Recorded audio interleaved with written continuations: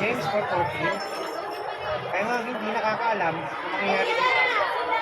Ano ang inyong buhay? Kaya nga isang singaw, isang daling panahon, ay lumilitaw at pagdakay na pagdakay. Ayan, ano ang inyong buhay? Kayo ba ay nakagawa ng kalugod-lugod sa Panginoon Diyos?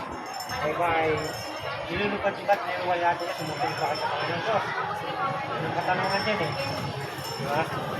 So, diba, halimbawa, tayo nagsasayang ng kanin. Para na kayo magsayang, diba? Oo. Tayo kayo, minutulo na. Ano nangyayari sa sinayin? Minuto. Diba, parang puso, mas umitingaw. So, ganun tayo mga anak.